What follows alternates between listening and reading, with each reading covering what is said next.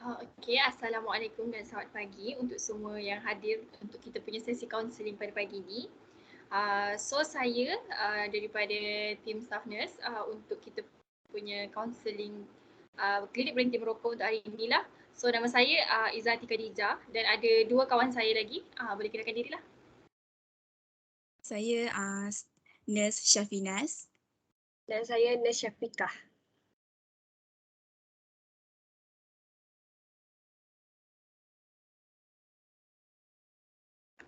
Okey, tujuan kita untuk berkumpul dalam sesi online pada hari ini adalah untuk kita punya klinik berhenti merokok untuk membantu peserta ataupun partisipan kita pada hari ini. So untuk tu saya jemputlah kedua-dua peserta kita untuk kenalkan diri. Okay. Hello, selamat pagi.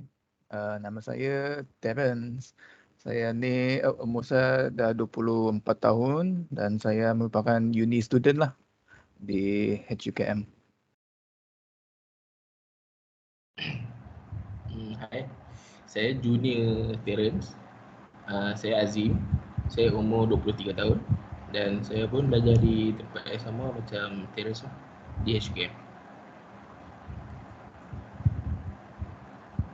Okay, terima kasih Encik Terence dengan Encik Azim. So saya rasa kita boleh mulakan lah kita punya klinik berhenti merokok hari ini. So saya nak mulakan dengan tanya sedikit sebanyak mengenai macam mana Encik Terence dengan Encik Azim ni boleh terlibat dengan rokok. Mulanya daripada bila? Apa sebab dia kenapa nak ambil rokok? So dari salah seorang lah yang mana nak cerita dulu? Okay. Saya mulanya merokok tu masa zaman sekolah menengah lagi lah. Masa tu memang sebabkan sekolah saya tu ada banyak lah. Memang selalu lepak je dengan kawan-kawan yang tak berapa macamnya kiranya ada bad influence lah, itu orang katakan tu. Sebab jadi lagipun masa zaman sekolah tu masih lagi tak tahu kan apa keburukan merokok ni. Jadi ikut je lah kawan-kawan begitu. And then sampai sekarang lagi masih lagi lah merokok sampai sekarang. And then bila dah masuk uni pun merokok tu tambah teruk lah, tambah amount tu dah bertambah banyak sebabkan stres lah dengan kerja-kerja assignment semua tu.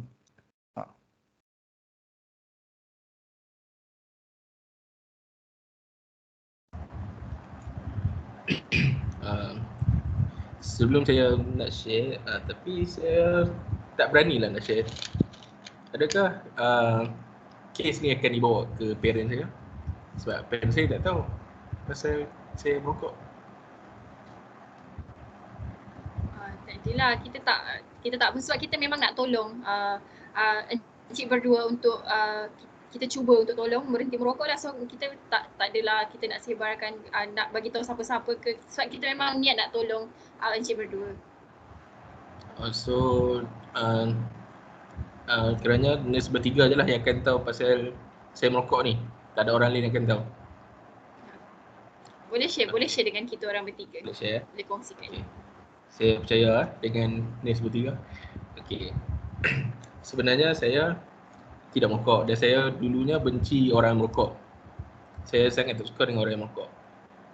Tapi bila saya masuk belajar dan saya berkawan dengan Terence, which is saya punya senior yang saya rapat, saya kerap lihat dia merokok apabila lepak, apabila melepak dalam bilik, lepak di luar, dia kerap merokok. Lepas tu saya lihat dia macam nampak menarik, like macam cool, like macam gentleman bila dia merokok tu kan. So bila saya tengok, saya pun menjadi macam menarik dan saya tanya dia, kenapa merokok? Dia cakap for release tension. So saya pun kiranya saya boleh release tension dengan merokok. So macam saya pun banyak masalah dengan assignment. yang banyak ni nursing assignment dengan saya punya girlfriend, banyak buat masalah. So saya jadi serabut. So saya pun ajarlah, minta Terence ajar. Dan dia pun mula-mula kami berkongsi rokok. Kemudian saya jadi macam susah berhenti. Sehari saya mesti akan hisap dalam at least separuh ke satu kotak rokok. So sekarang ni saya pun masih tak tahu apa kesan-kesannya, sebab sekarang ni saya masih sihat. Saya tak ada rasa macam efek rokok tu. So saya teruskan je lah rokok sampailah kami ditangkap dan kami disuruh masuk ke klinik ni lah. Itulah pengungsian yang saya boleh kongsi. So basically dia macam encik berdua rasa dengan encik mengisap rokok, mengambil rokok dapat release tension lah macam tu, releasekan tekanan. Betul. Betul. Tapi memang releasekan juga, tapi itulah saya tak tahu kenapa ia salah. Okay, untuk tu saya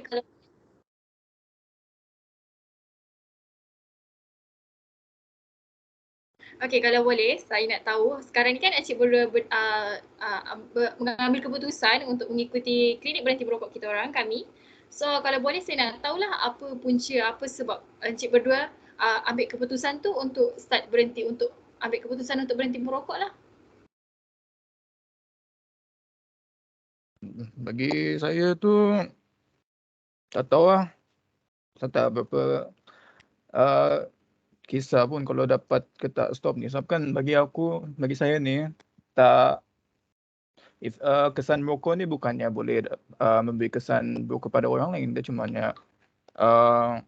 tak ada efek pun tak ada dengar pun apa-apa cerita pasal rokok ni efek dia boleh mengganggu hidup orang lain ke. Tapi disuruh pula oleh lecturer dengan kawan-kawan semua tu. Lagipun benda tu dia boleh menyenangkan saya. Sebabkan dengan kerja sekolah semua tu memang banyak gila nak buat.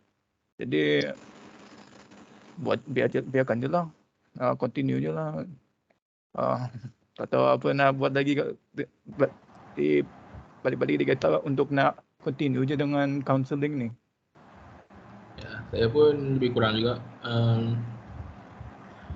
Saya tak tahu sebab sebelum ni saya tak merokok. So bila saya merokok ni, bila kena tangkap dengan lecturer tu tengok kami ni macam jahat. Macam kami buat salah yang sangat besar. So macam saya rasa kenapa semua pandang kami ni macam jahat? Padahal orang lain pun saya tengok ramai je merokok. So bila lecturer tu banyak kali cakap refer klinik berhenti rokok, kami jadi macam pressure dan kami pun refer lah. Itulah sebabnya kami datang. Okay, terima kasih untuk perkongsian tu. So hari ini saya dengan staff Nurse Syafinas akan tolonglah Encik Azim dengan Encik Terence untuk kita ambil macam inisiatif untuk berhenti merokok.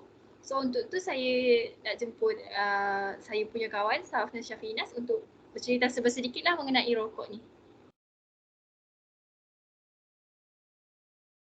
Okey, terima kasih kepada staf nurse Izzati Khadijah. Okey, sekarang saya akan terangkan sedikit lah tentang kandungan rokok dan kesannya kepada kesihatan.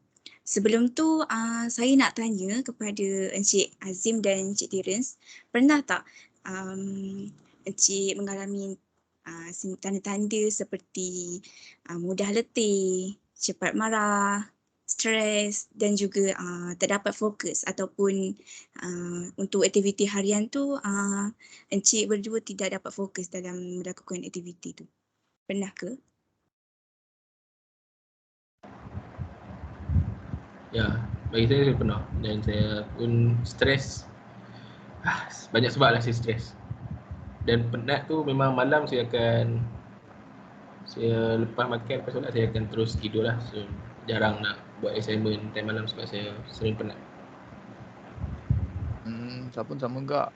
Masa dia gitu waktu bila dalam due date assignment semua tu dah berdekatan kan. Jadi semua tu tambah lagi lah efek dia tu. Tambah penat, letih lah cepat. Kadang semua tu terus rasa nak buatkan saya nak continue apa lagi relax dengan merokok lah.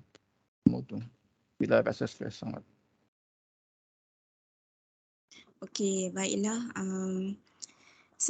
Seperti yang Encik berdua nyatakan tadi tu, itu adalah tanda-tanda ataupun kesan daripada bahan-bahan dalam kandungan rokok tersebutlah. Sebab contohnya macam nikotin dan sebatang rokok tu dia ada bahan-bahan yang berbahaya kepada kesihatan tubuh badan. Contohnya macam nikotin, tar, karbon monoksida dan juga lain-lain lagi lah. Okey, sekarang ni saya akan terangkan sedikit lah tentang bahan-bahan dalam kandungan rokok tersebut. Okey, bahan yang pertama adalah nikotin. Nikotin ni sejenis bahan yang boleh menyebabkan seseorang yang hisap rokok tu dia jadi ketagih setiap kali dia merokok. Setiap kali merokok tu, bahan seperti nikotin ni lah dia akan merangsang otak untuk mengeluarkan hormon dopamin. Encik tahu hormon dopamin tu untuk apa? Dopamin tu untuk yang bahagian otak ya? Betul tu.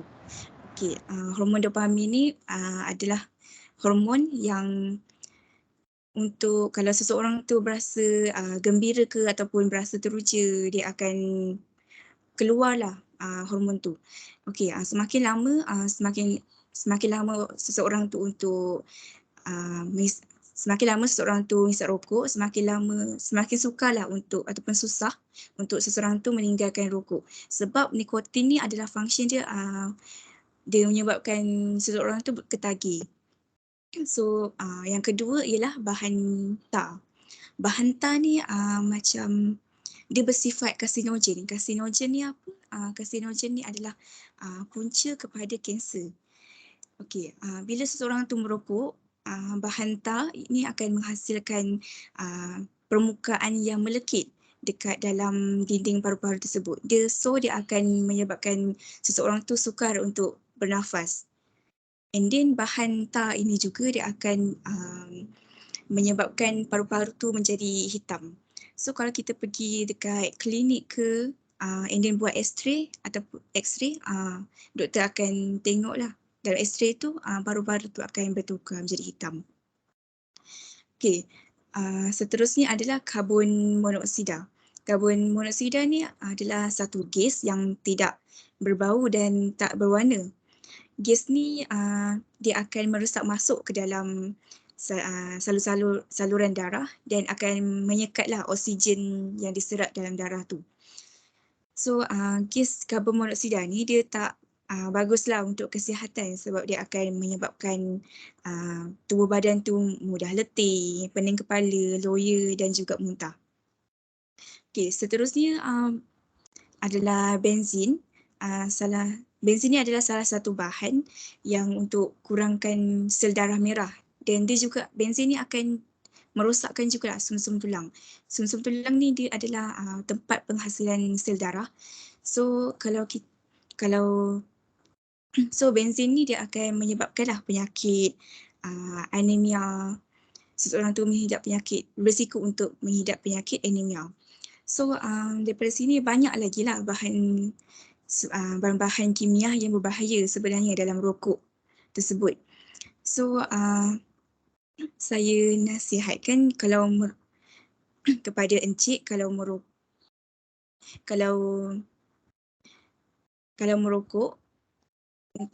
sekadar untuk menghilangkan tekanan, itu adalah tak bagus sebenarnya. Banyak lagi cara yang sesuai untuk menghilangkan tekanan tanpa memudaratkan kesihatan dan berisiko untuk dapatkan penyakit. So Jadi saya akan bagi ruang kepada kawan saya, Nurse Syafiqah, untuk bagi tips ataupun cara untuk berhenti merokok. Okey, baik. Ya, ada Nurse Syafinas dengan Nurse Khadijah tadi. Okey, so first kali saya nak tahulah Encik Terence dengan Encik Azim ni ada ke azam nak berhenti merokok ni?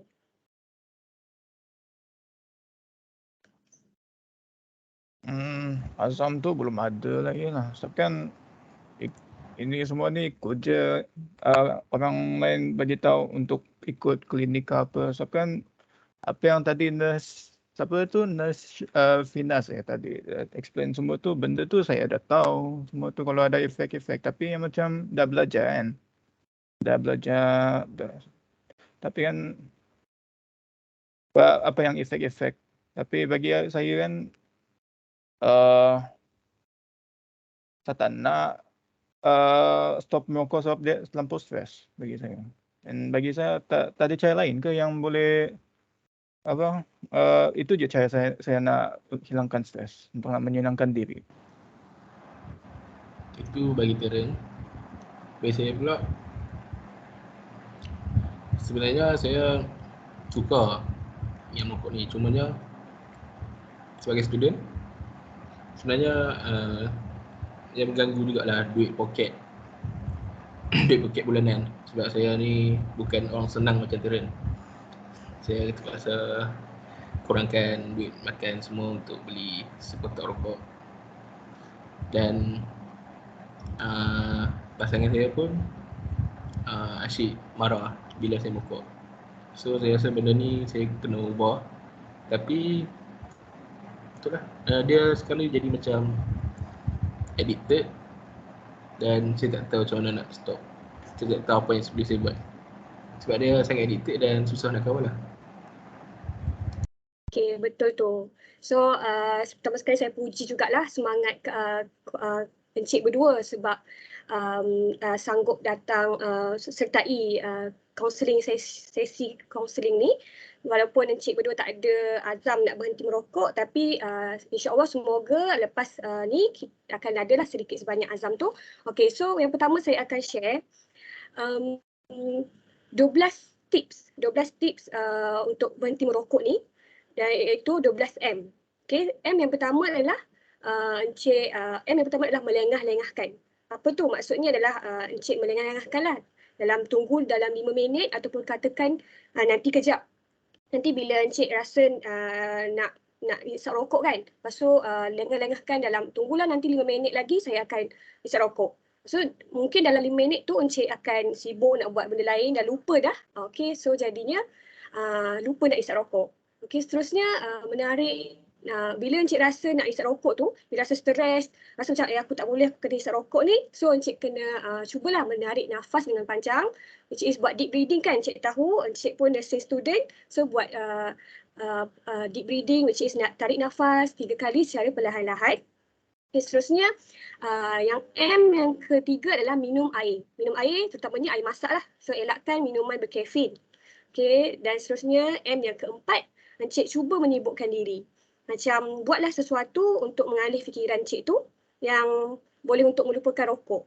Mungkin ada sesuatu yang encik, hobi encik kan, kalau suka menyanyi ke, encik karaoke, so jangan merokok lah, so lupakan benda tu. Cuba buat benda lain. So nak menjauhkan diri pada orang yang merokok lah.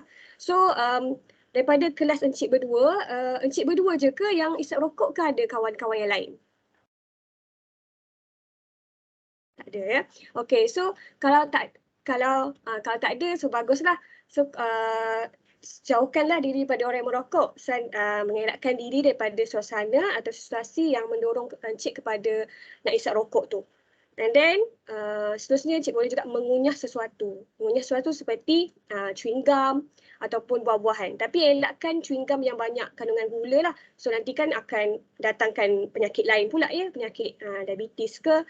Okey, seterusnya encik selalu perlulah membasuh tangan selalu untuk macam nak hilangkan bau pada rokok yang sebelum ni, untuk hilangkan bau di tangan tu. So encik basuh tangan dengan kerap lah. seterusnya mandi dengan kerap dan melakukan peregangan otot.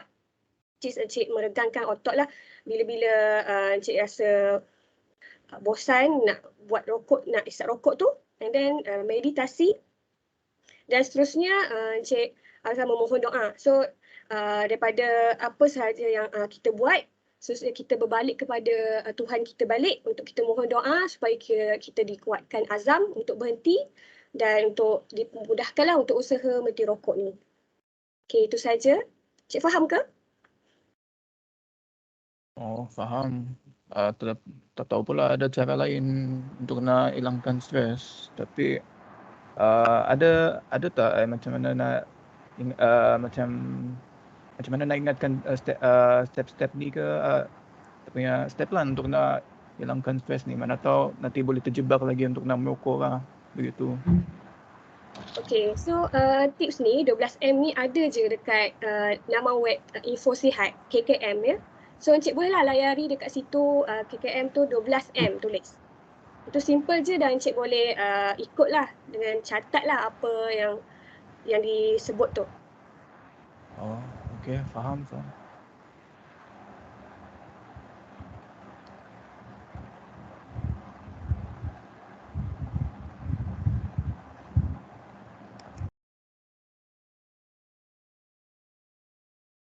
Okey, saya rasa tuju untuk perkongsian daripada klinik kita orang hari ni, klinik berhenti merokok. Encik berdua ada apa-apa soalan tak untuk perkongsian sebentar saya?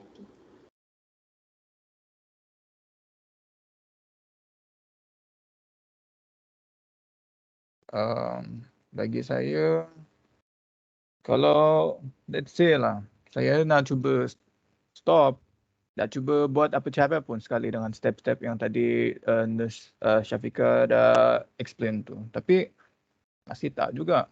Masih lagi continue merokok, stress. Ada ke lain ke? Kalau sana cuba lagi cara lain nak buat nak berhenti merokok ke ataupun masih je continue tapi dengan amount yang kecil ke? Betul, encik boleh kurangkanlah. Contohnya, okey, sekarang satu hari berapa batang rokok encik hisap? Boleh nak sekotak lah juga, sekotak lebih. Sekotak sehari. So, kita kurangkanlah kat situ step by step, kurangkan daripada sekotak jadi mungkin 10 batang atau 5 batang je sehari. Cuba elakkanlah, cuba kurangkan sedikit demi sedikit. Okey, faham.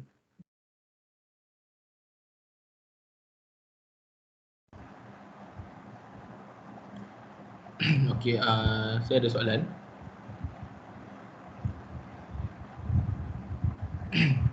Kalau saya tiba-tiba berhenti merokok, ada apa-apa kesan tak terhadap kesihatan saya? Sebab kadang saya risau juga.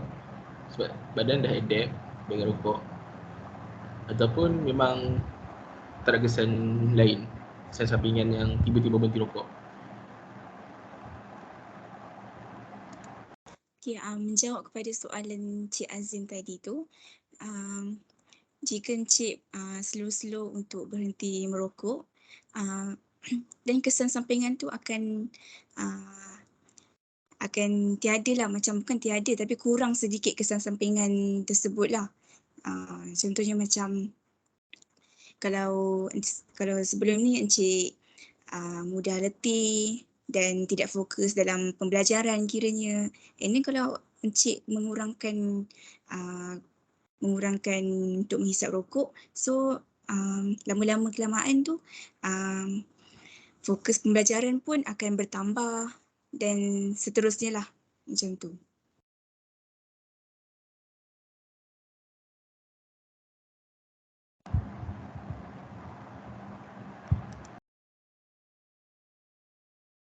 Okey, saya rasa kalau itu sahaja soalan daripada Encik Azim dengan Encik Terence. So, kita punya klinik untuk hari ni sampai di sini sahaja. Tapi kalau Encik Terence dengan Encik Azim ada apa-apa soalan lagi nak tanya ke, nak tips tu semula nak kita orang selalu ingatkan ke, nak itulah perkongsian daripada kita orang. Boleh chat je, boleh tanya je dekat mana-mana staff yang saya dekat sini. Terima kasih banyak-banyak sebab join, sebab menyertai kita orang punya klinik untuk hari ni lah. Okay. Saya pun nak terima kasih kepada nurse bertiga. So insyaAllah kami akan cubalah sebab macam yang nurse beritahu memang banyak kesan buruk dan banyak je cara untuk kami kawal. Tak apa, kami akan cuba. So terima kasih banyak lah. Pun dah mulanya nak faham lah macam mana nak terutamanya stres tu semasa untuk nak nak kurang stres tu boleh membuatkan saya merokok lagi lebih, jadi kena kawalkan dululah amount rokok tu tersebut.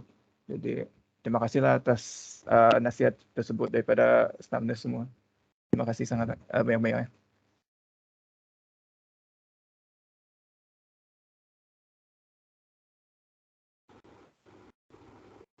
Okey, terima kasih. Sampai sini saja. Semua boleh keluar lah. Terima kasih.